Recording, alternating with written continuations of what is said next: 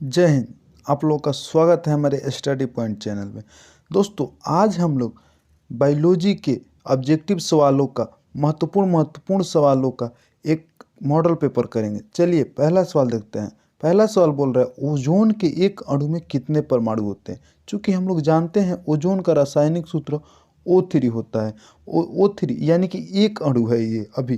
तो इसमें बोल रहा है कि कितने परमाणु हैं। इसमें हम लोग देख रहे हैं कि ऑक्सीजन का 3 परमाणु है, यानी कि O3 में हम लोग का 3 परमाणु होगा। ऑप्शन नंबर सी सही। अगला सवाल हम लोग का बोल रहा है ओजोन स्तर के क्षय के कारण निम्न में से क्या प्रभाव पड़ता है। इस कहने का मतलब है ओजोन के क्षय होने से हम लोग का क्या प्रॉब्लम होता है। दोस्तों, ओजोन परत सूर्य से आने वाली पराबैंगनी किरणों से हम लोग को सुरक्षा देता है। अगर ओजोन परत में छिद्र हो जाता है जिससे कि सूर्य से आने वाली पराबैंगनी किरणें हम लोग को शरीर पर पड़ती है तो हम लोग को त्वचा कैंसर होता है। इसीलिए ऑप्शन नंबर ए सही।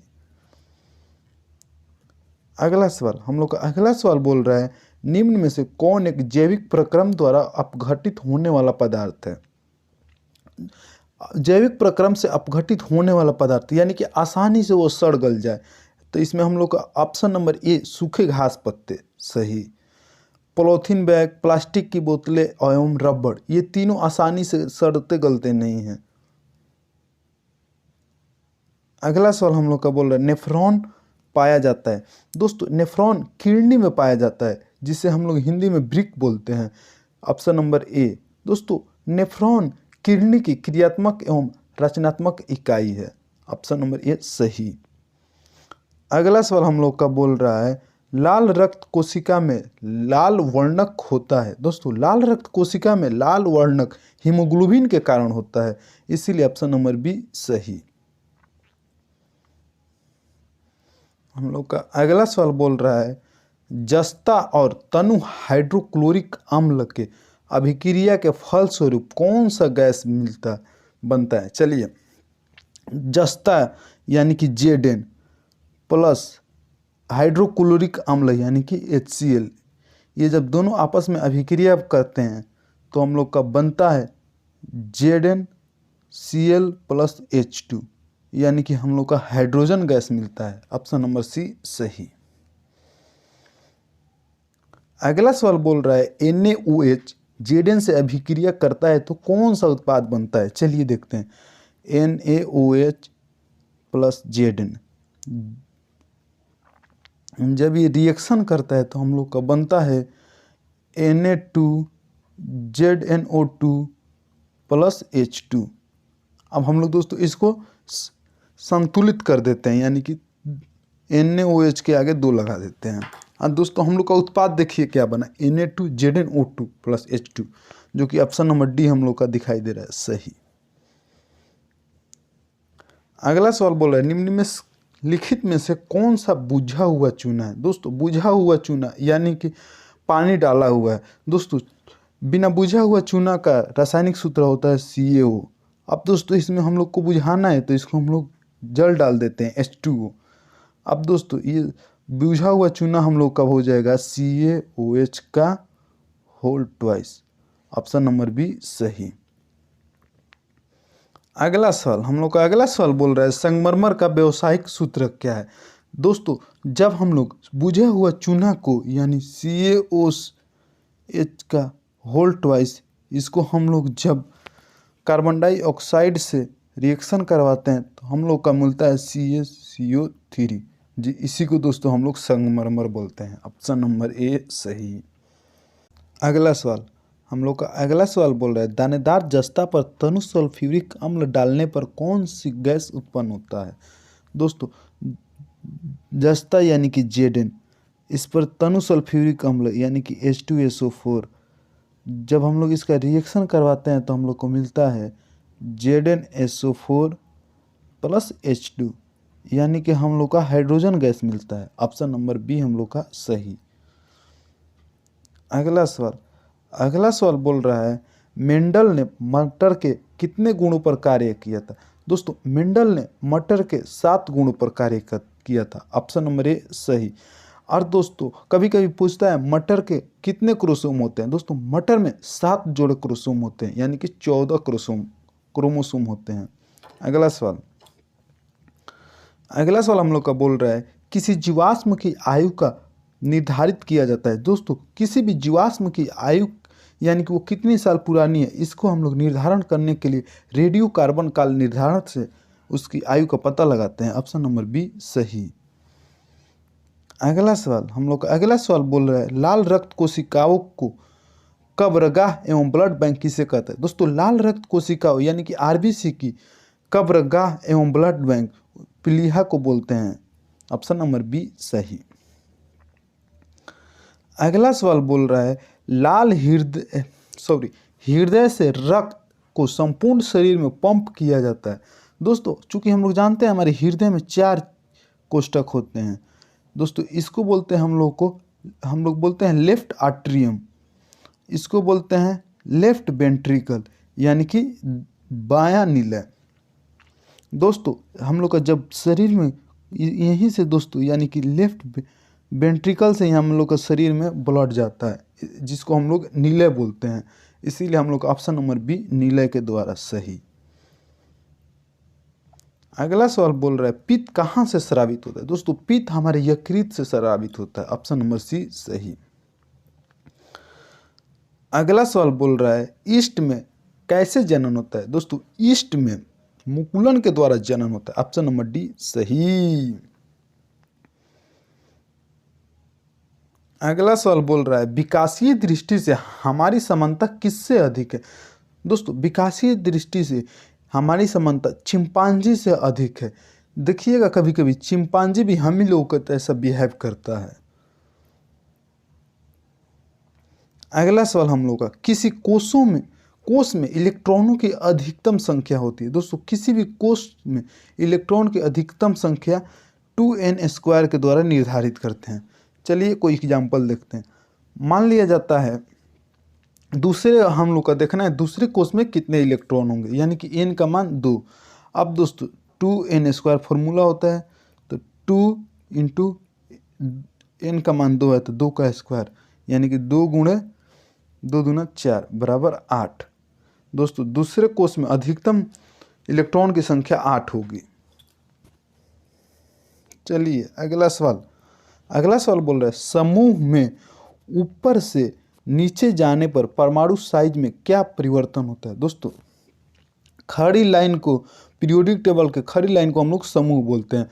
दोस्तों समूह में ऊपर से नीचे आने पर हम लोग के परमाणु का साइज बढ़ता है। ऑप्शन नंबर सी सही। अगला सवाल बोल रहा है हीलियम परमाणु के बाहरी कक्षा में कितने इलेक्ट्रॉन होते हैं। दोस्तों हीलियम के परमाणु क्रमांक 2 होता है, यानी कि उसमें एक ही कोष होता है, तो एक कोष में 2 ही रहता है। ऑप्शन नंबर बी सही। अगला सवाल बोल रहा है जिंक तथा सल्फ्यूरिक अम्ल के बीच अभिक्रिया से निम्नलिखित में कौन सी गैस निकलती है। दोस्तों जिंक यानी कि Zn, सल्फ्यूरिक अम्ल H2SO4, इसकी अभिक्रिया से दोस्तों हम लोग का बनता है ZnSO4 प्लस H2 यानी कि हाइड्रोजन गैस निकलता है। ऑप्शन नंबर सी सही। अगला सवाल बोल रहा है हम लोग को निम्न में से किस धातु का गलनांक सबसे कम है। दोस्तों सोडियम यानी कि सोडियम इन सभी में सबसे कम गलनांक इसी का है। ऑप्शन नंबर बी सही।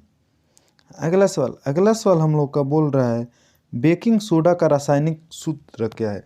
दोस्तों बेकिंग सोडा का रासायनिक सूत्र होता है NaHCO3 यानी कि ऑप्शन नंबर ए सही। अगला सवाल हम लोग का बोल रहा है निम्नांकित में से कौन जैव अनिम्नकरणीय पदार्थ है। दोस्तों कागज भी आसानी से गल जाता है, वाहित मल ये भी आसानी से गल जाता है, जबकि DDT दोस्तों यह एक जैव अनिम्नकरणीय पदार्थ है जो कि आसानी से नहीं गलता है। ऑप्शन नंबर ए सही। दोस्तों DDT का फुल फॉर्म होता है डाइक्लोरोफिनाइल ट्राइक्लोरोइथेन। दोस्तों यह एक कीटनाशक है, इसका उपयोग हम लोग खेतों में करते हैं। अगला सवाल हम लोग का बोल रहा है निम्नलिखित में से कौन एक भूमिगत जल का उदाहरण है। दोस्तों नदी, तालाब, समुद्र, कुआं। दोस्तों कुआं, कुआं एक भूमिगत जल का उदाहरण है। ऑप्शन नंबर बी सही। अगला सवाल हम लोग का बोल रहे हैं भोजन का पचना किस प्रकार की अभिक्रिया? भोजन का पचना उपचयन अभिक्रिया होता है। ऑप्शन नंबर ए सही। अगला सवाल बोल रहा है कीट के पंख और चमगादड़ के पंख में किस तरह के अंग हैं? दोस्तों कीटों के पंख एवं चमगादड़ के पंख यह एक समजात अंग है। ऑप्शन नंबर ए सही। अगला सवाल बोल रहा है पौधों में वाष्पोत्सर्जन किस भाग में होता है? दोस्तों पौधों में वाष्पोत्सर्जन यानी कि जब पौधों में अधिक मात्रा में जल होता है तो उसको जल को बाहर निकालने की क्रिया को वाष्पोत्सर्जन कहते हैं। दोस्तों वाष्पोत्सर्जन पत्ता में होता है जिसमें एक स्टोमाटा होता है जिसको हम लोग रंध्र बोलते हैं, उसी के द्वारा वाष्पोत्सर्जन होता है। इसीलिए ऑप्शन नंबर सी पत्ता सही। अगला सवाल बोल रहा है निम्नलिखित में से कौन जंतु चमड़ी एवं फेफड़ा दोनों से सांस ले सकता है? दोस्तों मछली गिल्स से सांस लेती है। स्तनधारी फेफड़ा से सांस लेते हैं और तिलचट्टा ट्रैकिया से सांस लेता है। दोस्तों इन सभी में एक ऑप्शन नंबर डी ही बच्चा, तो यानी कि डी फेफड़ा और चमड़ा दोनों से सांस ले सकता है। अगला सवाल हम लोग का बोल रहे हैं घटपर्णी यानी कि पीचर प्लांट एक उदाहरण है। दोस्तों पीचर प्लांट कीटभक्षी पादप है। दोस्तों ये पीचर प्लांट इनके फूल ऐसे दोस्तों होते हैं जिनमें अगर कोई भी कीड़े मकोड़े जाकर जैसे भी उसमें घुसते हैं तो उनके मुंह बंद हो जाते हैं। इसीलिए दोस्तों इसको कीटभक्षी पादप कहते हैं। अगला सवाल हम लोग का बोल है चिपको आंदोलन हिमालय की ऊंची पर्वत श्रृंखला में गढ़वाल के रेनी नामक गांव में कब हुआ था? दोस्तों चिपको आंदोलन हिमालय के ऊंची पर्वत श्रृंखला यानी कि गढ़वाल के रेनी नामक गांव में 1970 में चिपको आंदोलन शुरू हुआ था। ऑप्शन नंबर डी सही। अगला सवाल बोल रहा है टिहरी बांध किस नदी पर बना है? दोस्तों टिहरी बांध गंगा नदी पर बना है। Option number C. अगला सवाल बोल रहा है तापमान, वर्षा तथा पवन पर्यावरण कैसे कारक हैं? दोस्तों तापमान, वर्षा तथा पवन पर्यावरण एक भौतिक कारक है। ऑप्शन नंबर बी सही। अगला सवाल बोल रहा है ऊर्जा उत्पादन के लिए कोशिका प्रायः किसका प्रयोग करती है? कोशिका ऊर्जा उत्पादन के लिए हमेशा ग्लूकोज का प्रयोग करता है। ऑप्शन नंबर ए सही। अगला सवाल बोल रहा है मानव में बुद्धि एवं चतुराई का केंद्र कहा जाता है। मानव में बुद्धि एवं चतुराई का केंद्र सेरिब्रम को बोलते हैं। Option number A. अगला सवाल बोल रहा है किशोरावस्था में होने वाले परिवर्तन को क्या कहते हैं? दोस्तों किशोरावस्था में होने वाले परिवर्तन को हम लोग पुबर्टी बोलते हैं। Option number B. अगला सवाल बोल रहा है कौन सा रक्त समूह सबसे रक्त ले सकता है? दोस्तों ए बी एक ऐसा रक्त समूह है जो दुनिया में किसी भी रक्त समूह वाले से रक्त ले सकता है, जबकि ओ एक ऐसा रक्त समूह है जो सभी को अपना रक्त दे सकता है, यानी कि सर्वदाता होता है। Option number D. अगला सवाल बोल रहा है कॉपर चूर्ण को वायु में गर्म करने पर उसके सतह पर कॉपर ऑक्साइड की एक परत जम जाती है। इस परत का रंग कैसा होता है? दोस्तों कॉपर चूर्ण यानी कि कॉपर Cu, इसको दोस्तों हम लोग ऑक्सीजन में यानी कि ऑक्सीजन से विक्रिया करवाते हैं तो इसका बनता है CuO, जिसको इसको संतुलित करने के लिए 2 से आगे कर देते हैं 2 से उत्पादन में, तो ये बना दोस्तों CuO 2CuO। इसका रंग काला होता है। ऑप्शन नंबर बी सही। अगला सवाल बोल रहा है उपचयन अपचयन अभिक्रिया को क्या कहते हैं? उपचयन एवं अपचयन अभिक्रिया को रेडॉक्स अभिक्रिया बोलते हैं। Option number A. अगला सवाल बोल रहा है चूने के दीवारों पर सफेदी करने पर बिना बुझा हुआ चूना वायुमंडलीय CO2 से अभिक्रिया कर एक ठोस चमकदार पदार्थ बनाता है जो दीवार को चमकदार और मजबूती प्राप्त करता है, वह है। दोस्तों बिना बुझा हुआ चूना यानी कि CO वायुमंडल के CO2 से रिएक्शन करके दोस्तों यह हम लोग का CaCO3 बनाता है, जिसे कैल्शियम कार्बोनेट बोलते हैं। ऑप्शन नंबर ए सही। अगला सवाल हम लोग का बोल रहे हैं, वे अभिक्रियाएं जो दोनों दिशाओं में अग्रसर होती हैं कही जाती है। दोस्तों जो दोनों दिशाओं में अग्रसर होती है उसको उत्क्रमणीय अभिक्रिया बोलते हैं। Option number B. दोस्तों इसका एग्जाम्पल हम लोग मान लेते हैं अमोनिया। दोस्तों N2 ये बनाता है 3H2 से मिलकर 3NH3 अमोनिया बनाता है। दोस्तों ये उत्क्रमणीय होता है। ऑप्शन नंबर बी सही। अगला सवाल बोल रहा है 2Cu + O2 ताप के 2CuO इस अभिक्रिया का Cu का क्या है। दोस्तों इस अभिक्रिया में Cu का उपचयन हो रहा है। ऑप्शन नंबर ए सही।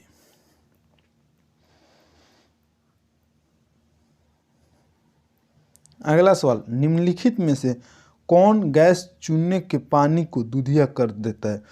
दोस्तों चूने की पानी को दूधिया करने वाला कार्बन डाइऑक्साइड है। ऑप्शन नंबर सी सही। अगला सवाल बोल रहा है सोडियम क्लोराइड के जलीय विलयन में विद्युत धारा प्रवाहित करने पर यह वियोजित होकर सोडियम हाइड्रोक्साइड बनाता है, जो इस प्रकार को कहा जाता है, इस प्रकार को क्लोरो क्षार अभिक्रिया बोलते हैं। Option number D. अगला सवाल बोल रहा है लिटमस रंजक बैंगनी रंग का होता है जो निकालता है। दोस्तों लिटमस रंजक यानी कि लिटमस पेपर लाइकेन से हम लोग को मिलता है। ऑप्शन नंबर ए सही। अगला सवाल बोल रहा है शुष्क बुझा हुआ चूना पर क्लोरीन गैस की अभिक्रिया से कौन सा पदार्थ बनता है। दोस्तों शुष्क बुझा हुआ चूना यानी कि CaOH का होल ट्वाइस, इसको क्लोरीन से अभिक्रिया करवाते हैं। दोस्तों इसको क्लोरीन से अभिक्रिया करवाने के बाद मिलता है हम लोग का CaOCl2, इसको हम लोग विरंजक चूर्ण बोलते हैं। ऑप्शन नंबर ए सही। अगला सवाल हम लोग का बोल रहा है निम्न में से कौन आयनिक यौगिक है। दोस्तों आयनिक यौगिक हम लोग CaCl2 को बोलते हैं। दोस्तों आयनिक यौगिक कभी भी मेटल और नॉन मेटल के बीच बनता है। अगला सवाल बोल रहा है निम्न में से किस धातु का गलनांक सबसे कम है। दोस्तों एल्यूमिनियम का गलनांक होता है मेल्टिंग पॉइंट लगभग 660 डिग्री सेल्सियस, और सोडियम का होता है दोस्तों लगभग 810 डिग्री सेल्सियस। एवं AU यानी कि सोना, इसका दोस्तों होता है 1064 डिग्री सेल्सियस। आयरन का होता है दोस्तों लगभग 1538 डिग्री सेल्सियस। अब दोस्तों इस सभी में हम लोग देखते हैं कि एल्यूमिनियम का गलनांक सबसे कम दिखाई दे रहा है, इसीलिए ऑप्शन नंबर ए सही।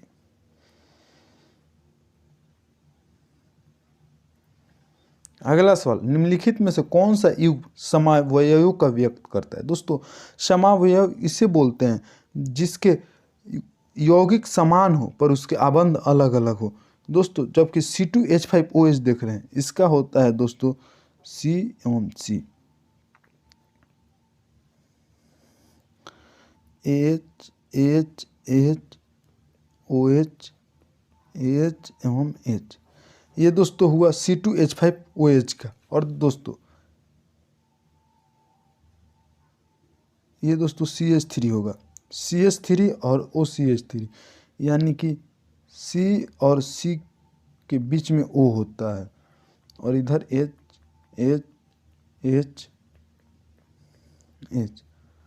ये दोस्तों हम लोग देख रहे हैं कि इन दोनों का यौगिक समान है मगर इसकी दोस्तों स्ट्रक्चर अलग है, इसीलिए ऑप्शन नंबर सी सही।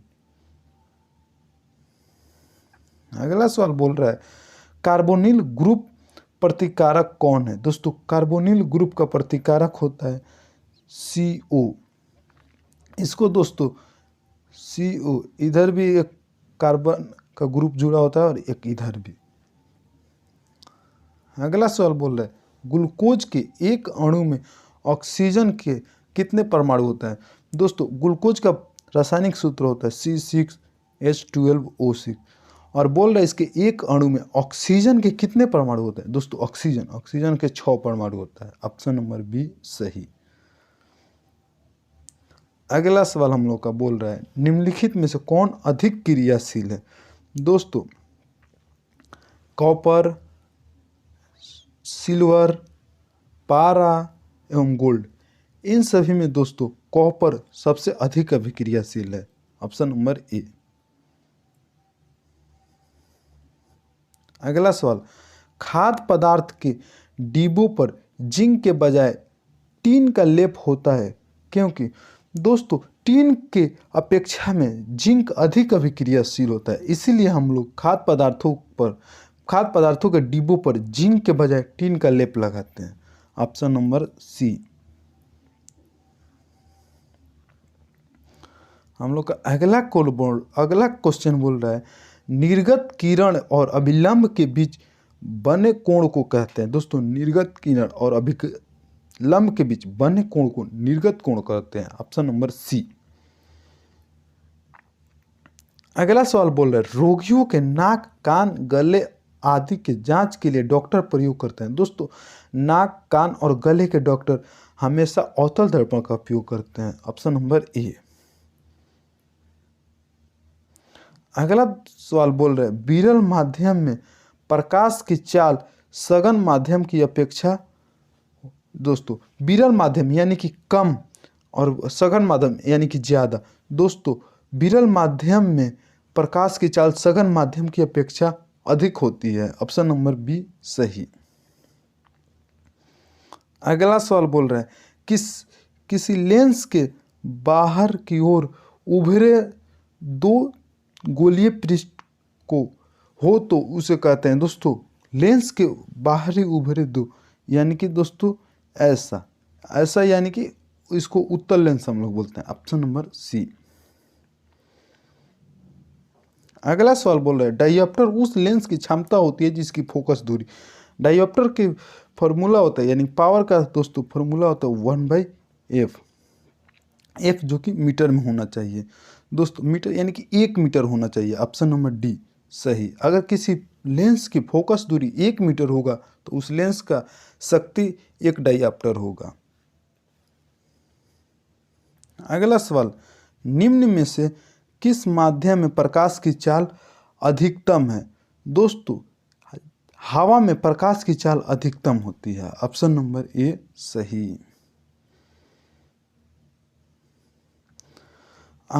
अगला सवाल बोल रहा है चुंबकीय क्षेत्र रेखाओं की निकटता बदलता है। दोस्तों चुंबकीय क्षेत्र रेखाओं की निकटता क्षेत्र का मान बदलता है। ऑप्शन नंबर ए सही। अगला सवाल बोल रहा है स्पेक्ट्रम प्राप्त करने के लिए किसका उपयोग किया जाता है। दोस्तों स्पेक्ट्रम प्राप्त करने के लिए हम लोग प्रिज्म का प्रयोग करते हैं। Option number D. अगला सवाल बोल रहा है वास्तविक सूर्यास्त और आभासी सूर्यास्त के बीच लगभग कितने समय का अंतर होता है। दोस्तों वास्तविक सूर्यास्त यानी कि जो अपने समय पे हो, आभासी सूर्यास्त यानी कि जो हम लोग को आभास होता है यानी कि प्रतीत होता है, उन दोनों के बीच लगभग 2 मिनट का अंतर होता है। Option number B. अगला सवाल बोल रहा है नीला तथा हरा प्रकाश के मिलने पर किस वर्ण का प्रकाश प्राप्त होता है। दोस्तों नीले और हरा रंग को मिलाते हैं तो सियान कलर का हम लोग को प्राप्त होता है। Option number B. अगला सवाल बोल रहा है प्रकिरणित प्रकाश का वर्ण किस पर निर्भर करता है। दोस्तों प्रकिरणित प्रकाश का वर्ण हमेशा कणों के साइज पर निर्भर करता है। Option number D. अगला सवाल बोल रहा है ताप बढ़ने पर चालक का प्रतिरोध। दोस्तों ताप बढ़ने पर चालक का प्रतिरोध हमेशा बढ़ता है। Option number A. अगला सवाल चुंबकीय क्षेत्र चुंबक के ध्रुव होते हैं। दोस्तों चुंबकीय क्षेत्र चुंबक के ध्रुव हमेशा महत्तम होते हैं। Option number A. अगला सवाल बोल रहा है अगर लंबवत धारा ऊपर से नीचे बहती है तो उस रेखाओं की दिशा क्या होती है। दोस्तों उस रेखाओं की दिशा क्लॉकवाइज होती है यानी कि घड़ी की सुई घूमने की दिशा में होगी। Option number B. अगला सवाल बोल रहे हैं दृश्य प्रकाश का तरंग दैर्ध्य होता है। दोस्तों दृश्य प्रकाश का तरंग दैर्ध्य 400 नैनोमीटर से लेकर 700 नैनोमीटर होता है। Option number C. अगला सवाल बोलता है निम्न में से उत्तम ऊर्जा का स्रोत कौन है। दोस्तों कोयला, पेट्रोलियम, लकड़ी, बायोमास, यानी कि इन सभी में बायोमास उत्तम ऊर्जा का स्रोत है। Option number D.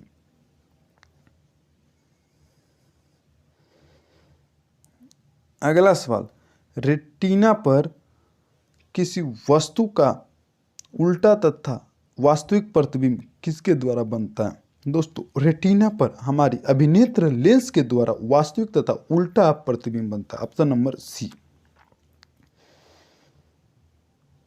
अगला सवाल बोल रहा है कांच प्रिज्म द्वारा उत्पन्न श्वेत प्रकाश के स्पेक्ट्रम में किस रंग की किरण का झुकाव अधिक होता है। दोस्तों कांच प्रिज्म यानी कि यह एक प्रिज्म हुआ और इससे सूर्य की किरण जब गुजरता है तो अपने 7 रंगों में विभक्त हो जाता है। इसी को दोस्तों हम लोग स्पेक्ट्रम बोलते हैं। 7 रंगों में विभक्त होता है। तो सबसे ज़्यादा झुकाव हम लोग को बैंगनी किरण का होता है। ऑप्शन नंबर डी सही। अगला सवाल बोल रहा है सौर स्थिरांक का मान होता है। दोस्तों सौर स्थिरांक का मान लगभग हम लोग का 1.4 किलो आवर पर मीटर स्क्वायर होता है। Option number C. अगला सवाल बोल रहा है किसी एसी जनित्र तथा डीसी जनित्र में एक मूलभूत अंतर यह होता है कि दोस्तों इसका होता है एसी जनित्र में सर्पी वलय होता है जबकि डीसी जनित्र में द्विक परिवर्तक होता है। इसीलिए ऑप्शन नंबर डी सही। अगला सवाल हम लोग का बोल रहा है चुंबकीय क्षेत्र की तीव्रता का मात्रक। दोस्तों चुंबकीय क्षेत्र की तीव्रता का मात्रक ऑर्स्टेड एवं टेस्ला दोनों होता है। इसीलिए ऑप्शन नंबर सी ए और बी दोनों। अगला सवाल हम लोग का अगला सवाल बोल रहा है जब कुंडली से गति की दिशा चुंबकीय क्षेत्र की दिशा में लंबवत होता है तब कुंडली में उत्पन्न प्रेरित विद्युत धारा होता है। दोस्तों उत्पन्न प्रेरित धारा अधिकतम होती है। ऑप्शन नंबर ए सही। आज के लिए दोस्तों इतना है। हमारा सवाल आप लोगों को कैसा लगा कमेंट करके ज़रूर बताइएगा। दोस्तों आप लोग हमारे साथ बने रहिए। अगले दिन मिलेंगे अगले एक मॉडल पेपर के साथ। तब तक के लिए दोस्तों जय हिंद।